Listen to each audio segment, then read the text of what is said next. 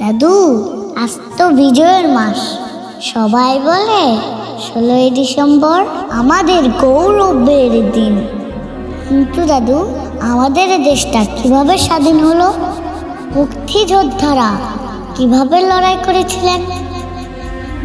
আরে দাদু ভাই, এই কথা শুনলেই বুকটা গর্বে ভরে যায়।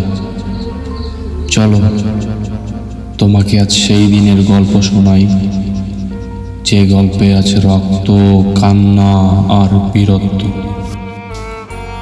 1971 সাল।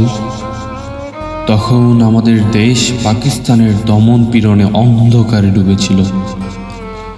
মানুষের ছিল না কোনো অধিকার, ছিল না কোনো বাংলা ভাষার।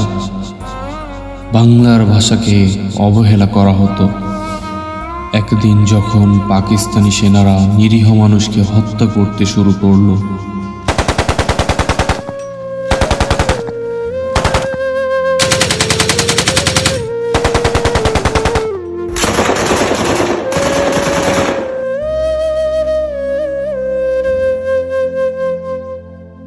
बोल साले पाकिस्तान जिंदाबाद। না बोल साले पाकिस्तान जिंदाबाद। না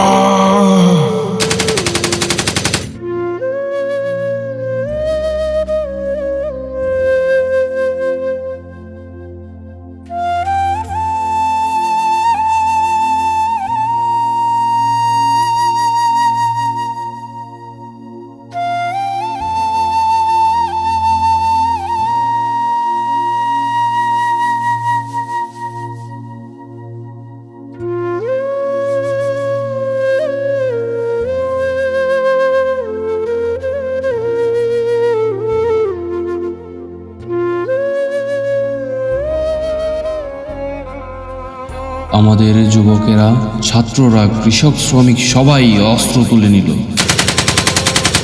তারা এই বলে সংগ্রাম শুরু করলো, এই দেশকে আমরা স্বাধীন করবই করব। সেই সময়ে ছেলে থেকে বুড়ো সবাই দেশের জন্য জীবন বাজি রেখে যুদ্ধে নেমে পড়ে। কেউ পাহাড়ে, কেউ নদীর তীরে, কেউ বা সীমান্তে। সবাই লড়েছিল শুধুমাত্র একটি স্বপ্ন নিয়ে, স্বাধীন বাংলাদেশ গড়বে বলে।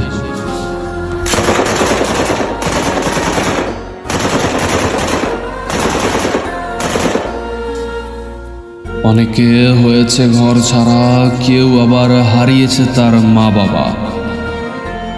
শত কষ্ট, ক্ষুধা আর ভয়ের মধ্যেও তারা যুদ্ধ ছাড়েনি।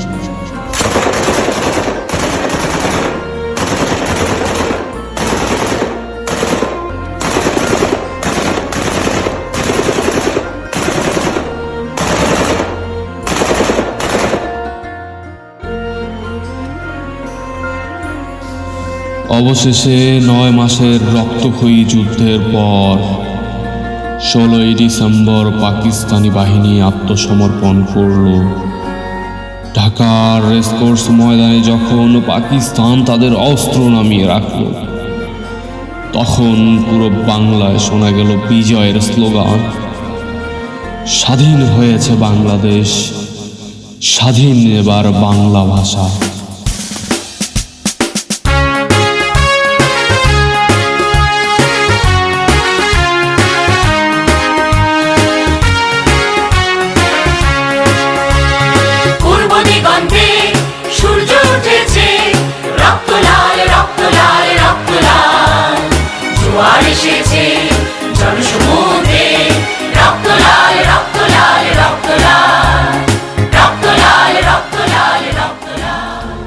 হ্যাঁ দাদু ভাই, এভাবেই লাখো মানুষের ত্যাগ, রক্ত আর সাহসের বিনিময়ে আমাদের প্রিয় দেশ বাংলাদেশ জন্ম নিয়েছিল।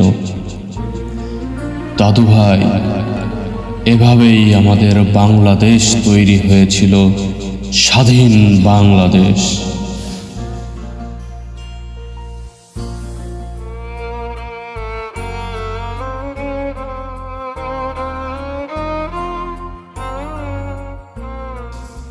ষোলোই ডিসেম্বর শুধু একটি তারিখ নয়, এটি আমাদের গর্ব, আমাদের পরিচয়।